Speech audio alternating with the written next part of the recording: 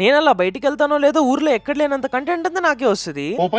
So guys, మా friend వచ్చేసి నన్ను కలవడానికి సూలూరుపేట నుంచి మా ఇంటికి అయితే వచ్చాడు. సో అంత దూరం నుంచి తను వచ్చినప్పుడు మనం సగం దూరం అన్నా వెళ్ళి డ్రాప్ చేయాలి కాబట్టి మనం అయితే బండిని తీసుకొని మళ్ళీ రోడ్డుకి అయితే ఎక్కేసాం. ఇంకా అలా స్టార్ట్ అయ్యాం లేదో మెల్లగా వర్షం పడడం అయితే స్టార్ట్ అయిపోయింది. నా టైం బాగుంది కాబట్టి వర్షం గట్టిగా కాసేపు పడిన తర్వాత వెంటనే ఆగిపోయింది. లేకపోతే నేను వేసుకున్న డ్రెస్ కి నా ఫ్యామిలీ ప్యాక్ బయటపడిపోయేది మావా. ఇంకా మా ఫ్రెండ్ పేరు వచ్చేసి రోషన్. ఇంకా మనోడు కూడా కొత్త జీనైన్ అయితే బుక్ చేశాడు. అండ్ తన వెహికల్ డెలివరీ వచ్చేసి విజయవాడలో. సో మనమైతే ఈ మంత్ మళ్ళీ విజయవాడకి రాబోతున్నాం. ఇంకా మనోడిని అయితే ఫస్ట్ టోల్ గేట్ వరకు అయితే తోడుకు వచ్చిన తర్వాత మనమైతే అక్కడే కాసేపు కూర్చొని చాలా సేపు మాట్లాడేసిన తర్వాత మనమైతే మళ్ళీ మన బండిని తీసుకుని అయితే తిరుపతికి అయితే స్టార్ట్ అయిపోయాము. మీకు 2025 జీనియన్ నచ్చిందా, నా జీనియన్ నచ్చిందో కిందనైతే కమెంట్ చేయండి. ఇంకా అలా తిరుపతి రీచ్ అయ్యాను లేదో ఇక్కడైతే చాలా పెద్ద సమస్య వచ్చేసింది మావా. రైల్వే గేట్లు ఏమో మూసుకుంటున్నాయి, కార్ ఏమో అడ్డంగా ఇరుకుపోయింది. గేట్లు అప్ డౌన్ అయితే అంటే వెంటనే వెళ్లి కాపాడడానికి అయితే వెళ్ళిపోయాను అనమాట, ట్రాఫిక్ క్లియర్ చేద్దామని చెప్పి చిచి కంటెంట్ కోసం. ఇంకా సక్సెస్ఫుల్ గా ట్రాఫిక్ క్లియర్ అయింది, మన బండి కూడా బయటకు వచ్చేసింది. ఇంకా అలా సరదాగా వెళ్ళేసి వచ్చిన దానికి పెట్రోల్ ఖర్చు ఎంత అయింది అనుకుంటున్నారు కమెంట్ చేయండి. And don't forget to subscribe.